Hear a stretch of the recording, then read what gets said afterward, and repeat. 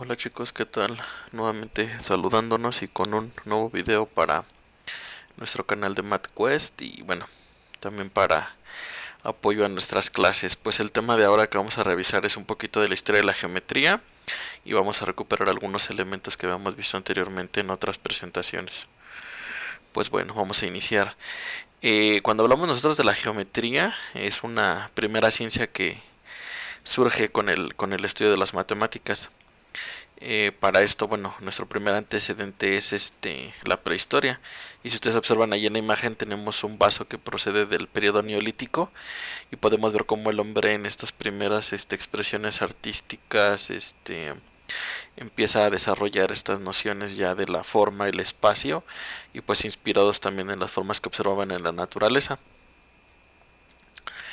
De tal manera que bueno, a nosotros la geometría como tal empieza con los egipcios, que es la primera gran civilización de la humanidad, y Euremo de Rodas, que fue un historiador griego, fue discípulo de Aristóteles. En su historia de la geometría y la aritmética cuenta que su origen estaba ligado a la necesidad de medir tierras.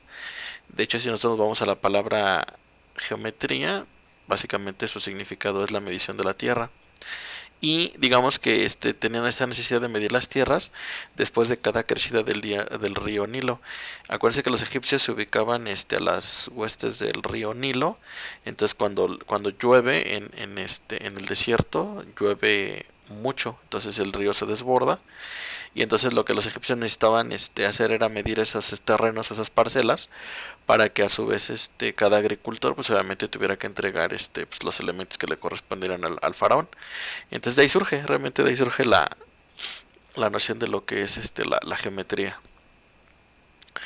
Eh, Dicen que el rey Seostris dividió el suelo de Egipto entre los habitantes y si el rey se llevaba una parte de la tierra de un hombre, acudía al rey para que enviara personas a examinar y determinar otra vez por medida la cantidad exacta de pérdida y desde ese entonces se demandaba en él una renta proporcionada a la extensión reducida de su tierra. Básicamente hagan de cuenta que eran terrenos, teníamos nuestras parcelas, entonces el río Nilo se desbordaba y con el desborde del agua pues, se llevaba cosas, animales, materiales y todo eso. Entonces, para hacer un pago equitativo, pues había gente que se dedicaba a eso y eso básicamente es lo que hacen los primeros matemáticos de esa época. Como recuerdan cuando vimos un poco de la historia de las matemáticas, los documentos más antiguos de los cuales tenemos referencia donde se hablan de matemáticas pues son los papiros. Y dentro de la cultura matemática egipcia, si lo podemos determinar así, tienen conocimiento a través de los documentos más antiguos, que en este caso sería el papiro de Golesnichev, que se conserva en Rusia, Moscú, y el papiro de Rhind, que se halla en el British Museum de Londres. Básicamente estos documentos lo que contienen son problemas matemáticos, los cuales pues era sorprendente su avance, ¿no? Pero digamos que este tipo de geometría pertenecía a una geometría más artesanal, por así decirlo, y como más práctica. Ajá. El primero de ellos es el papiro de Golesnichev, el cual es el más antiguo, data más o menos del año 1890 a.C. Y es publicado en 1930. Contiene 25 problemas cuya solución involucra los sistemas de numeración no posicional, similar al de los romanos, y empezaban a hacer ellos el cálculo de los perímetros y áreas. Precisamente por esa necesidad que los egipcios tenían de medir la tierra es que lo empiezan a trabajar. Entre los problemas importantes está el cálculo del área de una superficie circular, es decir, cómo se compone el área de una cesta, y en este caso, pues, cuya altura es igual al diámetro de la base, por poner ejemplos, ¿no? También, por ejemplo, el procedimiento para determinar el volumen de una pirámide truncada. Si ustedes observan ahí, pues está el extracto del documento donde se tienen algunos problemas, pero estos no se sabe específicamente cómo los obtuvieron, sino simplemente estaban ahí. El papiro de Rim, por su parte, que se encuentra en el British Museum, contiene 84 problemas similares al papiro de Golebnichev, solamente que aquí ya maneja otro tipo de conocimientos, como son los cálculos de volúmenes de los paralelepípedos. Un paralelepípedo es una caja de zapatos, ¿vale? Un cilindro, las áreas de los triángulos y trapecios, el círculo, y usando para este último una fórmula de un granero cilíndrico. Pero les voy a repetir, son problemas, hagan de cuenta que es como si alguien resuelve un problema, publica la solución y ya, pero nunca explica cómo lo obtuvo, bajo qué línea de argumento lo desarrolló. Ese es lo interesante. Ahora regresando a los babilonios, en Mesopotamia, que es toda esa región que pertenece al Medio Oriente, donde está ahorita Irak, Irán, florecieron varias civilizaciones, y en este caso la más antigua de ellas fueron los sumerios. ¿Se acuerdan que habíamos revisado que ellos utilizaban las tablillas cuneiformes? Bueno, pues se han hallado que en esas tablillas había problemas relacionados con triángulos, rectángulos de lados racionales, es decir, las famosas ternas pitagóricas, que va a ser un tema que ustedes van a revisar cuando lleguen a tercero de secundaria, mediciones de ángulos y las famosas relaciones trigonométricas. Además de que inventaron la rueda, tomaban la longitud de la circunferencia como un valor intermedio entre los perímetros de un cuadrado y de los cuadrados, perdón, inscritos. Es decir, que el perímetro del círculo se encuentra entre el perímetro de este triángulo, de este cuadrado pequeño y el cuadro grande. Entonces esa parte era interesante, pero volvemos a lo mismo, nunca explican cómo llegaban a esos resultados. Sin embargo, para haber sido los primeros, pues digamos, descubrimientos matemáticos, era bastante interesante. Digamos que era una geometría más experimental, por así decirlo. Bueno, ahora pasamos a los chinos. Dentro de ellos llamamos los libros denominado matemática de 9 libros, en los cuales 4 se encuentran cálculos de lados de un rectángulo, conocido el valor de su área. En el libro 5 se hablan de cálculos de volúmenes para la fabricación de paredes, murallas y torres. Acuérdense que los chinos se caracterizaron por la construcción de la Gran Muralla China, entonces tenían que manejar perímetros forzosamente. Y en el libro 9 encontramos cálculos de distancias, alturas y el famoso uso de las ternas pitagóricas, que si bien el teorema de Pitágoras se le había asociado a Pitágoras, realmente se conoció mucho tiempo atrás. Ya les había comentado algo de eso. Por otro lado, también los hindúes como cultura, eh, gracias a sus libros que se conocen como sutras y Vedas, por ejemplo, ahí podemos ver digamos que ellos encontraron problemas matemáticos sobre la relación de la construcción de alturas y la cuadratura del círculo, las aplicaciones del teorema de Pitágoras y la determinación de estas ternas. Digamos que la cuadratura del círculo es básicamente determinar si existiría un cuadrado perfecto, el cual contuviera el área de un círculo como tal. Pero como ya sabemos en la actualidad, el valor de pi, que es una proporción que se mantiene entre área y circunferencia, pues siempre nos da un valor irracional. Por lo tanto, ya en la actualidad sabemos que no es posible, solamente hay un resultado aproximado, pero desde esa época ellos ya trataban ese tipo de problemas. También se hablaban de dos matemáticos muy destacados, en este caso Aryabhatta, y en este caso trabajó sobre trigonometría y las funciones trigonométricas seno y coseno, y Bhaskara, que en este caso se habla sobre cálculos de volúmenes. Brahmagupta fue otro matemático que escribió 20 libros, por ejemplo en el capítulo 12 presenta 2 secciones matemáticas, incluye por ejemplo series matemáticas y figuras planas entre otros, y su famoso teorema del cuadrilátero cíclico, que es ese que vemos ahí en la imagen. Obviamente todos estos son elementos que manejaron estos pues matemáticos y estas culturas, ¿no?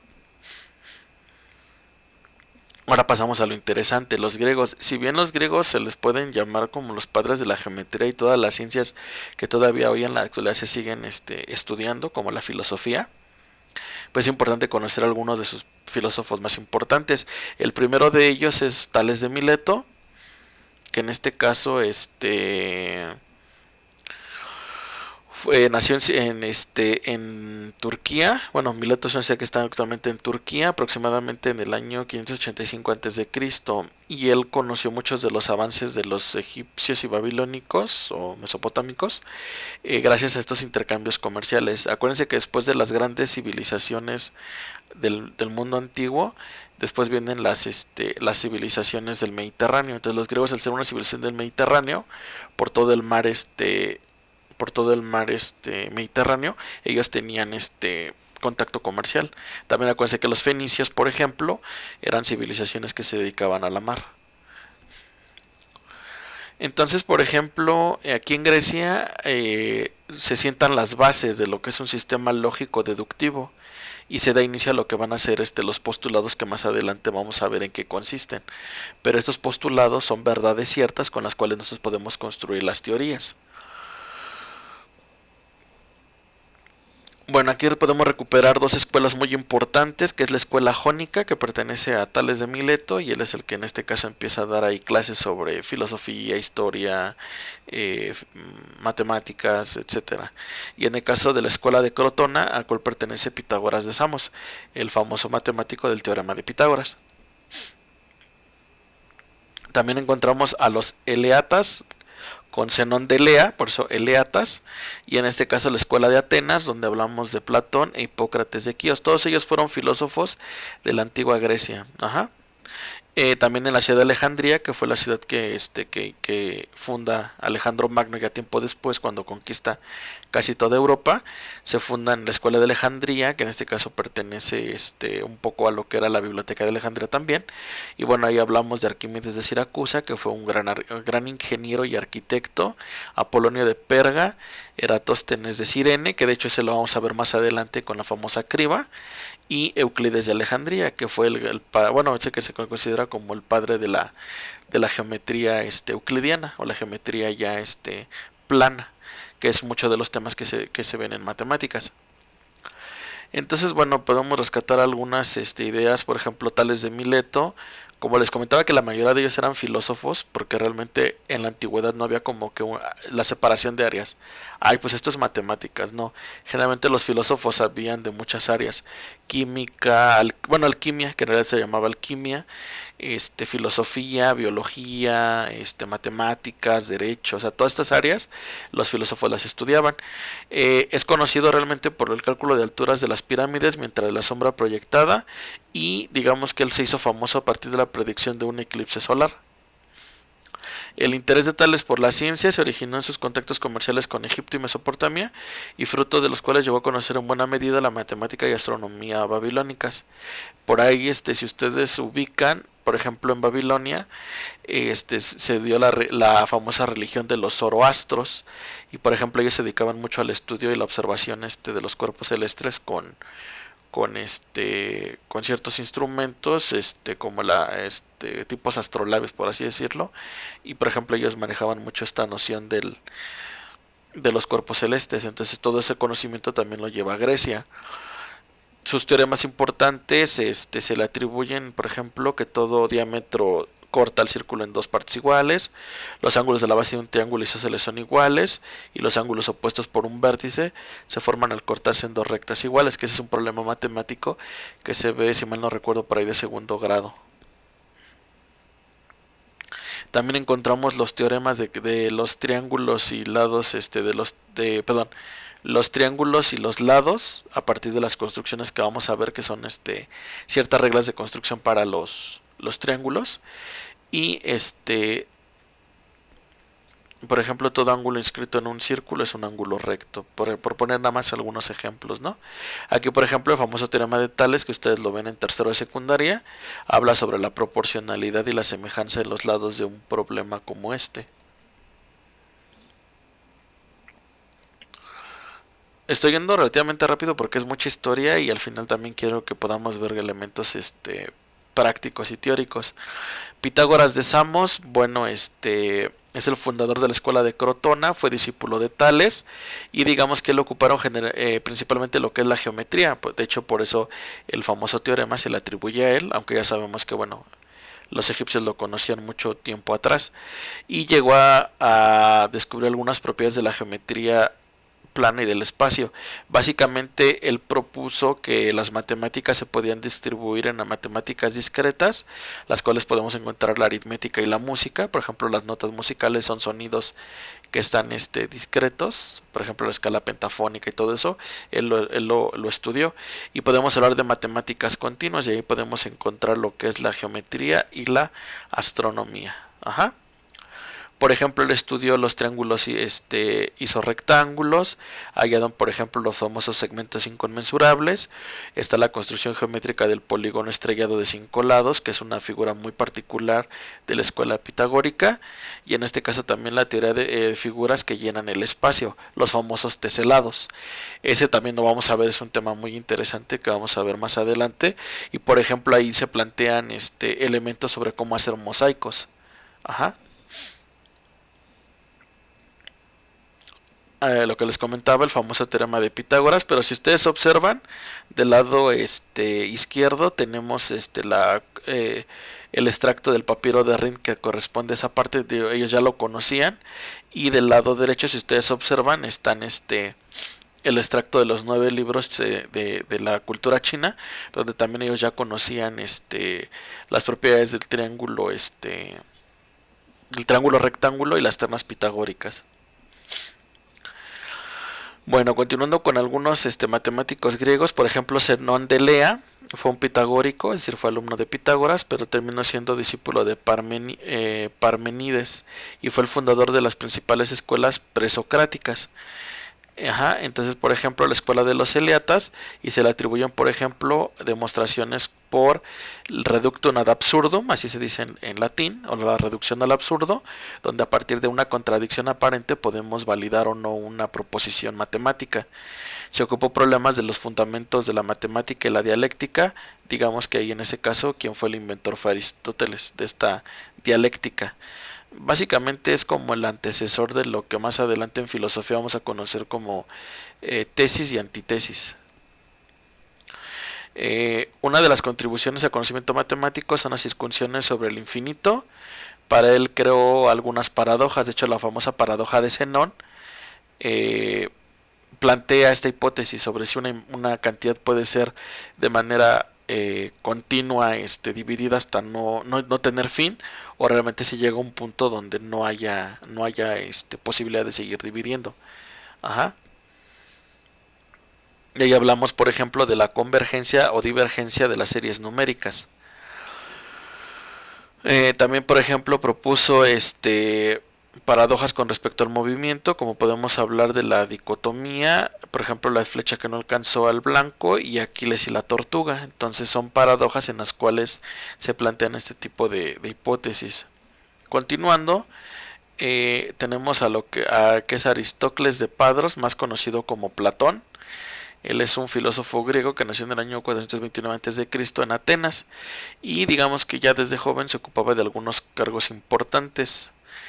Digamos que él genera lo que es la academia, y la matemática pues no tiene una finalidad práctica, sino se cultivaba, y el único fin pues digamos que era darlo a conocer.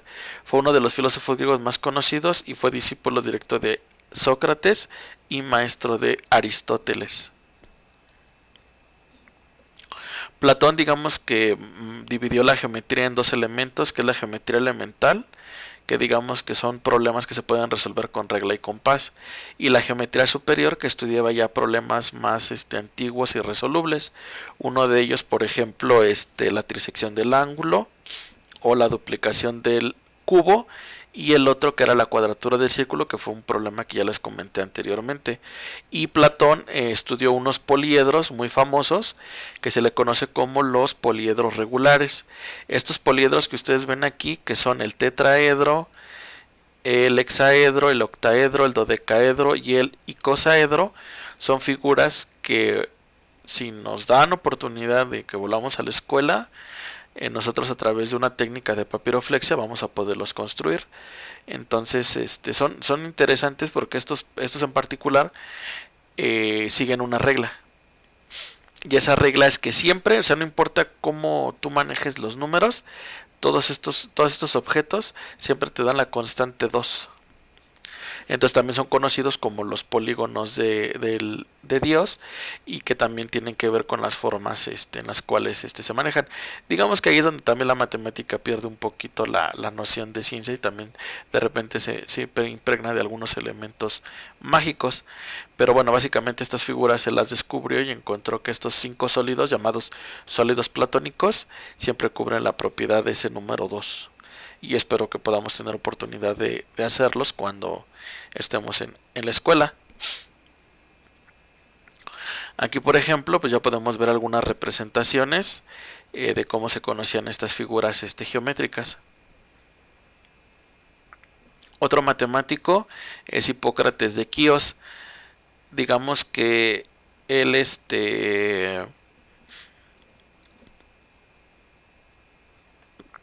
trabajó mucho en este caso la geometría y se dedicó a resolver algunos de los problemas, pero dada su poca habilidad, pues obviamente pues tenía, digamos, menos renombre que otros matemáticos como su maestro Tales, pero gracias a él podemos encontrar algunas ideas que él desarrolló en los elementos de geometría, y en este caso se anticipó algunos siglos, digamos más de un siglo, a los elementos de Euclides. Entonces, pues digamos que aquí él ya plantea algunos problemas sobre áreas y perímetros, como el que podemos ver. Si quieren, por ejemplo, revisar algunos de los tutoriales, ahí pueden ver en la dirección electrónica que les dejé. Arquímedes de Siracusa, que en este caso fue otro matemático. Él estudió en Alejandría. Alejandría es una ciudad que se funda con Alejandro Magno y tiene una gran biblioteca, la cual a partir de las invasiones persas se pierde, y se pierde mucho del conocimiento de la antigüedad, muchos libros. Digamos que su fama de Arquímedes se debió a que inventó muchos aparatos de guerra y inventó, digamos, defender su ciudad, que era Siracusa, de los ataques del general romano Marcelo. Él, por ejemplo, nada más les pongo un dato, él inventó, por ejemplo, una especie como de espejo que concentraba los rayos del sol. Entonces, cuando este general romano venía por mar, con estos espejos proyectaban sobre los barcos y les quemaban las velas. Entonces era una forma como de destruir de manera lejana a los objetos, los barcos más que nada. Arquímedes de Siracusa utilizó el principio de la exhaustión propuesto por Eurodoxo y le permitió llegar a algunas conclusiones importantes. Demostró, por ejemplo, algunos teoremas de figuras planas, calculó y hizo acercamientos del número pi, trabajó con volúmenes de cilindro, esferas y superficies de revolución, y la cuadratura de la parábola y algunas espirales. Ajá. Otro matemático fue Apolonio de Perga, y por ejemplo él escribió un libro que se llama La Gran Geómetra, que desafortunadamente por esos conocimientos les comentaba que se perdieron en Alejandría, se conoce muy poco de él, pero digamos que era una persona bastante interesante. Más adelante les voy a recomendar un video del maestro Eduardo Sainz, y por ejemplo él habla mucho de este matemático. Algunos elementos de sus trabajos se encuentran, por ejemplo, sobre las secciones cónicas. Estas secciones cónicas ustedes las van a estudiar cuando se encuentren en la preparatoria. Parábola, hipérbola, elipse, círculo, todo eso lo van a ver cuando ustedes estudien la geometría analítica, y tiene que ver con estas secciones cónicas. Y bueno, hay que ver todas las propiedades características de las secciones cónicas. Eratóstenes de Cirene, aparte de la criba que vamos a ver más adelante nosotros con los números primos, fue famoso porque él pudo calcular la circunferencia de la Tierra. Nada más que la unidad que él utilizó, que son los estadios, pues es una unidad como muy arbitraria. Entonces me parece que hubo cierto error de cálculo, pero fue el primero que a través de geometría muy simple pudo calcular cuánto mide la longitud de la Tierra si le diéramos la vuelta. Él, digamos que estudió en los papiros de Alejandría que les comentaba, y bueno, él hablaba sobre ciertas observaciones que se hacían sobre los rayos solares al caer las varas, y a partir de eso, bueno, él pudo determinar que, por ejemplo, el 21 de junio, que es cuando entra el solsticio de verano, los rayos del sol caen directamente vertical sobre el firmamento terrestre, por lo tanto no se producen sombra. Y al realizar las mismas observaciones en Alejandría, pues se dio cuenta que la luz del sol incidía verticalmente en el pozo de agua a la misma hora y el mismo día. Entonces de esta manera asumió que los rayos del sol podían encontrarse a gran distancia, pero al llegar a la Tierra en forma paralela, y obviamente como se creía que era la Tierra de cierta forma era plana, pues se creía que en esa época no se iban a encontrar diferencias entre las sombras proyectadas por los objetos a la misma hora y al mismo día, independientemente de donde se encontrasen. Sin embargo, al demostrarse que sí lo hacían, pues obviamente formaban 7 grados de inclinación y eso dedujo que la Tierra no era plana, y utilizó la distancia conocida entre dos ciudades y el ángulo medio de las sombras y calculó la circunferencia aproximadamente en 250 estadios, lo que en la actualidad sería transformada a 40.000 kilómetros, y logró alcanzar casi un resultado cercano porque el valor actual aceptado son 40.120 kilómetros, la redondez de la Tierra, ¿no? Obviamente, pues también fue autor de la famosa criba y en este caso dicen que perdió la vista y se suicidó dejando de comer.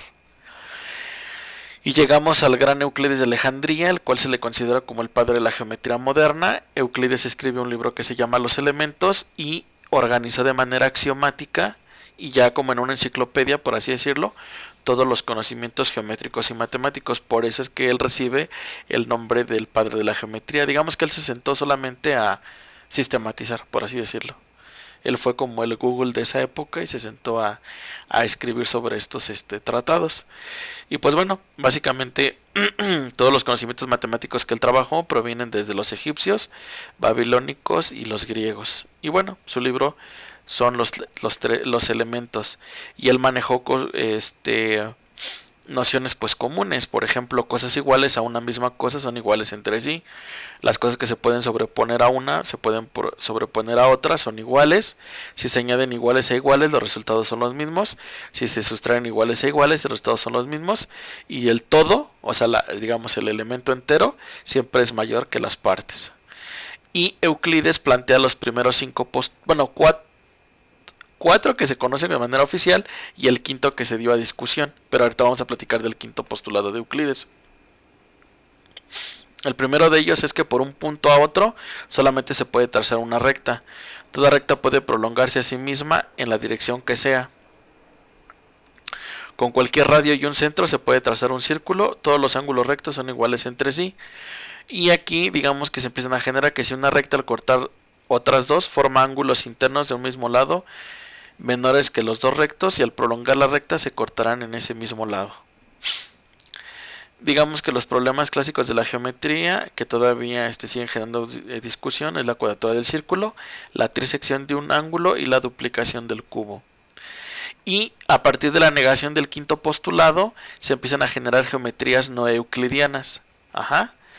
Sobre todo porque como el quinto postulado es muy largo, de repente si se niega, pues podemos empezar a trabajar con otro tipo de geometrías.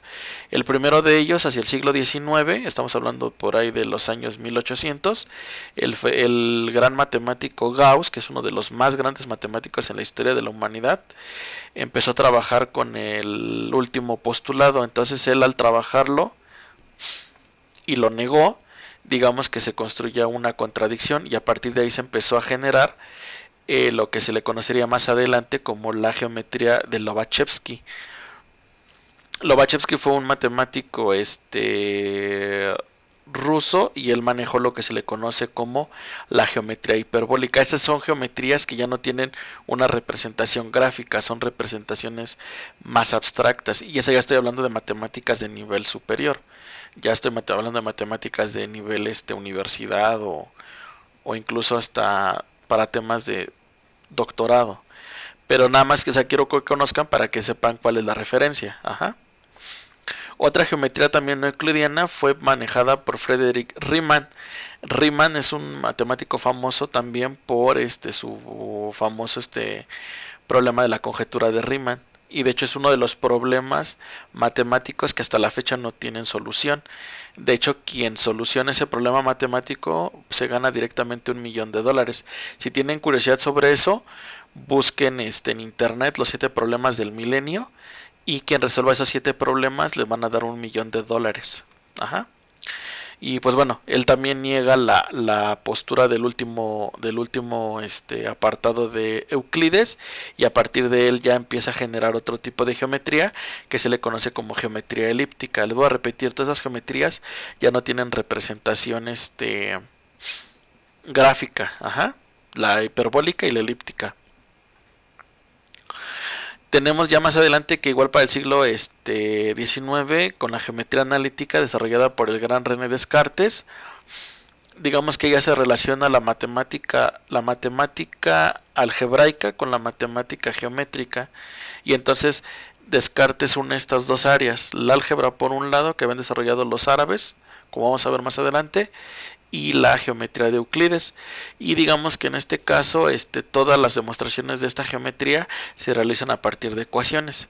Los tres grandes matemáticos que aportaron a esta ciencia fueron Pierre Fermat, que es francés, René Descartes y Leonard Euler. Y tenemos otro tipo de geometría que se llama la geometría proyectiva. Los que estén llevando, por ejemplo, dibujo técnico o algún área similar, muchos van a conocer, por ejemplo, los que son los cuadrantes de Gaspar Monge. Y Gaspar Monge fue un matemático que en este caso desarrolló esto para poder empezar a trabajar proyecciones en tridimensional. Es decir, como la tercera dimensión se puede representar en un plano. Ajá. Y pues bueno, aquí podemos hablar sobre Gaspar Monge, Gerante de Sargues, Gaspar Monge y en este caso Poncelet, que fueron los grandes matemáticos que trabajaron esta geometría proyectiva, por así decirlo. Y pues bueno, con esto llegamos a nuestro fin. Espero que haya sido de su interés y pues bueno, yo les mando un gran saludo.